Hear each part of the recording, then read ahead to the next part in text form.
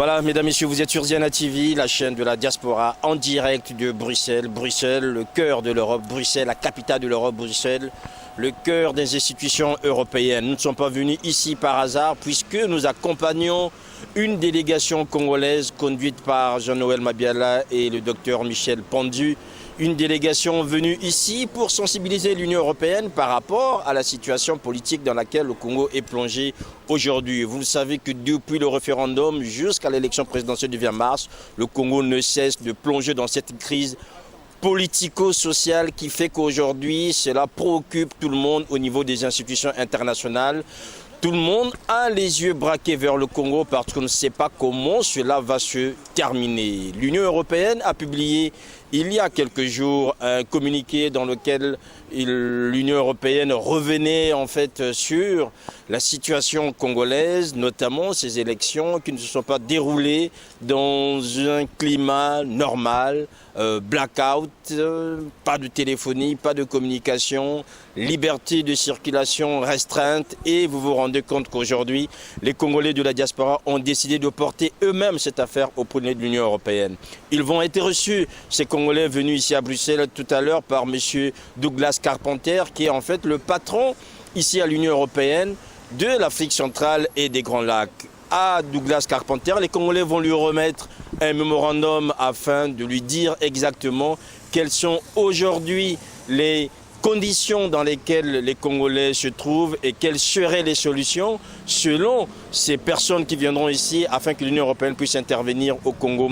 Il faut savoir, mesdames et messieurs, que ce n'est pas pour la première fois que les Congolais déposent un mémorandum auprès des institutions européennes. Ça s'est passé au mois d'octobre dernier, je pense que vous l'avez suivi sur Ziana TV. Ça se passait du côté de Strasbourg au Parlement européen où une délégation congolaise avait aussi là remis un mémorandum par rapport à la situation référendaire. Cette fois-ci, on est sorti du référendum. C'est maintenant l'élection présidentielle et ses suites qui préoccupent une partie de la diaspora, ce qui explique aujourd'hui la présence qui est la nôtre, la présence de Ziana TV ici à Bruxelles, afin de vous faire vivre ces moments importants de l'histoire du Congo et de l'histoire de la diaspora congolaise. Voilà, donc vous allez suivre avec nous cette rencontre avec M. Douglas Carpenter ici à l'Union européenne.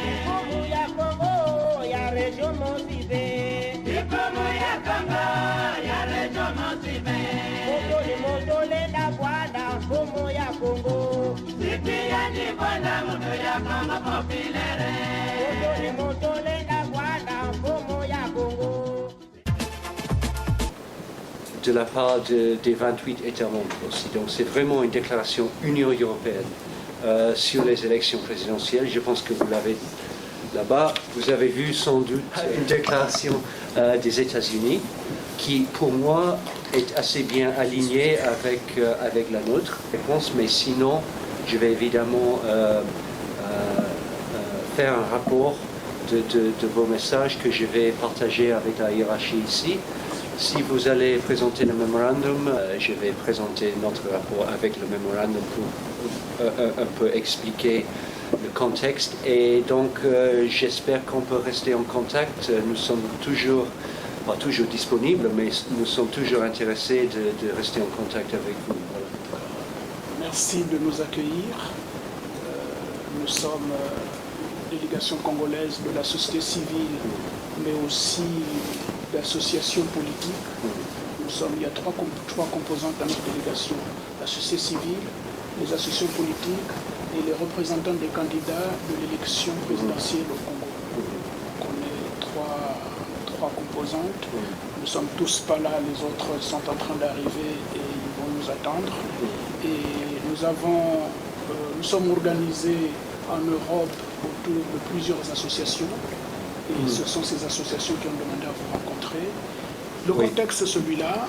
Le président convoque ou organise l'élection présidentielle anticipée. La société civile et les opposants ont voulu saisir cette opportunité pour se dire le processus de référendum s'est terminé dans le sang. Voilà que nous avons l'occasion de nous exprimer politiquement. Voilà que le président donne la parole au souverain primaire qui est le peuple. Les opposants, comme la société civile, se sont organisés pour participer à cette élection. Nous avons pensé que c'est un nouveau départ. C'est peut-être une occasion pour le président de la République de rouvrir le débat et de laisser les Congolais s'exprimer. C'est ce que nous avons fait. Et vous avez sûrement vous-même ou les représentants de l'Union européenne sur le terrain, ils ont suivi avec quel engouement le peuple congolais s'est engagé dans cette expression libre. Évidemment, il y a eu des difficultés, vous l'avez souligné dans vos différents communiqués. L'Union européenne est l'instance qui a peut-être la première à relever les difficultés de cette organisation de l'élection. Et nous sommes arrivés au résultat que nous avons eu, donc le 20 mars. Concrètement, de façon factuelle, il y a eu une campagne très bien menée par les candidats de l'opposition, campagne qui a été renforcée par l'arrivée sur le terrain de Jean-Marie Michel Mokoko. Les élections ont eu lieu, vous avez les conclusions de ces élections. Je voulais simplement conclure notre propos, notre démarche vers vous par 3 points. 3 points rapidement. Et ce sont un peu les points de la conclusion de notre mémorandum. Le premier point, c'est qu'une fois qu'on a fait le constat de toutes les difficultés que nous avons jusqu'ici, on constate la première chose, c'est la légitime aspiration du peuple congolais à la démocratie. Ça, c'est fondamental. Ça, c'est fondamental. On fait souvent des comparaisons entre le Burkina Faso qui s'est battu victorieusement pour préserver sa démocratie, mais on oublie que tous les peuples aspirent à la démocratie. Tous les peuples du monde. Et je crois que beaucoup font l'erreur de penser que la démocratie, c'est un luxe pour les Africains. Donc les Congolais, comme tous les Africains, nous avons droit à la démocratie et nous avons exprimé, vous l'avez noté vous-même, dans justement la déclaration que vous avez faite le 7 avril. Donc ça, c'est le premier point qui est important pour nous. Le deuxième point, c'est qu'on a constaté l'incapacité du régime de Brazzaville à organiser une élection. Là aussi, toutes les instances du monde l'ont constaté. Nous avons vu le fait déjà qu'il y ait le blackout le jour de l'élection et surtout nous avons vu toutes les violences qui sont organisées aujourd'hui pour faire taire l'opposition et terroriser les populations. Aujourd'hui, depuis lundi dernier, des villages, des villes entières sont mitraillées à l'hélicoptère, à l'arme lourde. Nous ne sommes pas en guerre au Congo, pourtant M. Sassou, sans motif officiel, et sans rendre compte à personne, figurez-vous que ça fait une semaine, aucune autorité ne l'a interpellé. Vous savez mieux que nous, et la gravité de la situation, et la nécessité même en diplomatie.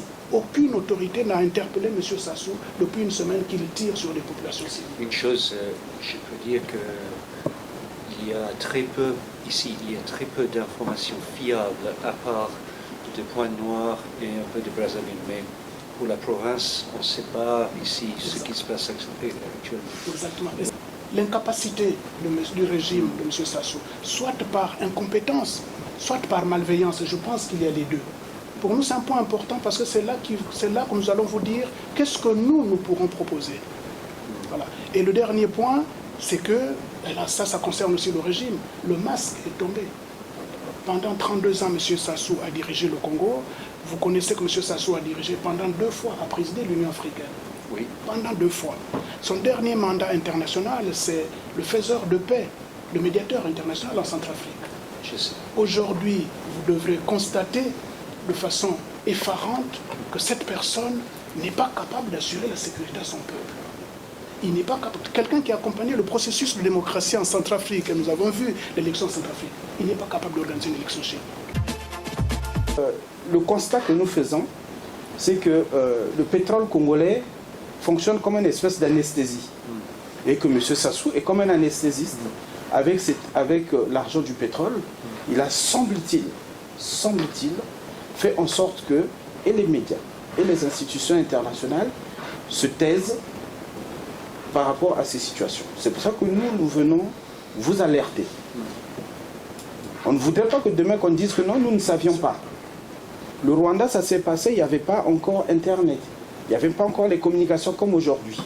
Mais ça s'est passé. Il y a eu tous ces massacres. Et ensuite, quelques années après, on vient avec la morale, on vient avec... Non, nous disons que les choses se passent là. Vous avez tous les moyens pour savoir exactement, précisément ce qui se passe.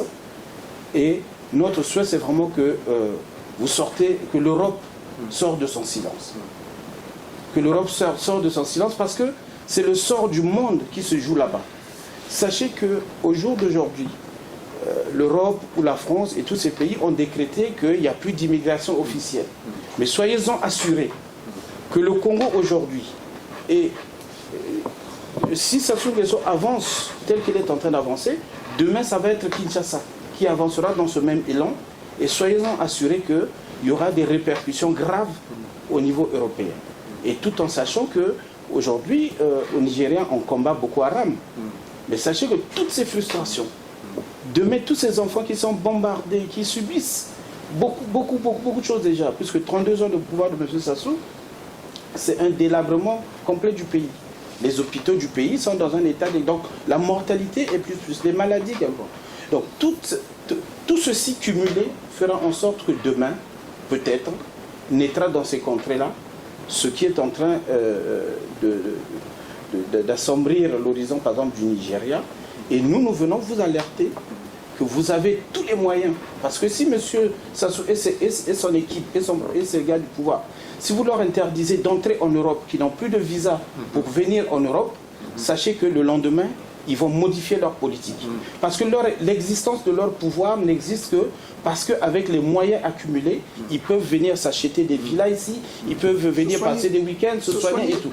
Si l'Europe décide clairement, à une position claire, mais vraiment, et humaine aussi, surtout humaine, parce que, je dis, l'Europe, ce sont les droits de l'homme. Mais si l'Europe a une décision ferme face au pouvoir de Sassou Nguesso, les choses changeront. Et effectivement, le Congo, comme l'Afrique d'une manière générale, je prends même l'Afrique francophone, mais en tout cas l'Afrique d'une manière générale, c'est le moteur de croissance de l'Europe de demain. Et donc il faudrait que vous en preniez toutes les responsabilités et que vous sachiez aussi que c'est l'avenir du monde qui se joue là-bas. Est-ce qu'on peut très rapidement voir un peu, afin que je peux présenter à mes collègues comment vous avez structuré le mémorandum est en trois grandes parties. La première, on a repris, mais ça c'est des éléments que vous avez déjà, la situation socio-économique du pays. Ça, des éléments que vous avez déjà, plus pour montrer aussi la richesse du pays et le contraste avec la misère des Congolais. C'est pour ça qu'on a mis ça. La deuxième partie, c'est la problématique, le contexte constitutionnel et le contexte électoral aujourd'hui, avec les violations des droits de l'homme. Donc on a listé les différents, c'est assez factuel, c'est factuel, les différentes situations. Et la dernière partie, c'est plus la conclusion que je vous ai lue tout à l'heure, c'est-à-dire qu'à partir de là, on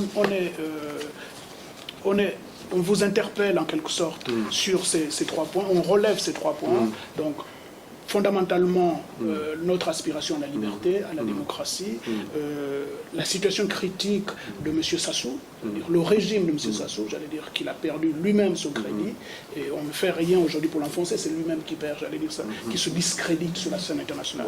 Et la troisième partie, la troisième question, c'était un peu, que fait l'Union européenne? Voilà, c'est une série d'interrogations, d'interpellations. Et l'une des questions, c'est un peu ce qui ressort. Autant nous avons été rassurés de voir votre déclaration, mais c'est la fin qui nous inquiète. c'est la fin. C'est peut-être un langage diplomatique. Quand on dit dans ce contexte, l'Union européenne réaffirme sa disponibilité à continuer son dialogue, nous on se pose la question de quel dialogue vous parlez. C'est un dialogue de sourds avec le Congo aujourd'hui. Avec quel Congo vous voulez dialoguer? Celui qui est en train de tuer ses propres compagnies? Merci beaucoup à tout le monde. La remise du document, on peut filmer? Oui, bien sûr. Oui.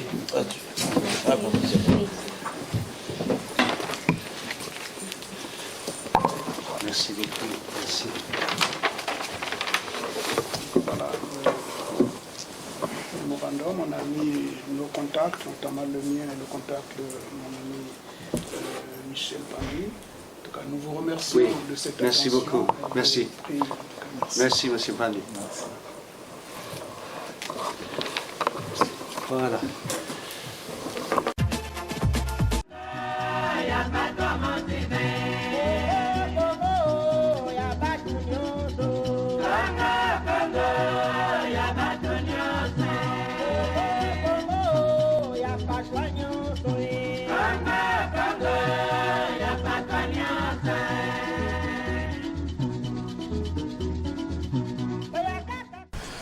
Voilà, merci d'avoir suivi Ziana TV. Merci aussi à vous qui êtes de plus en plus fidèles à l'action de Ziana TV, vous qui suivez Ziana TV sur les réseaux sociaux et sur notre portail internet.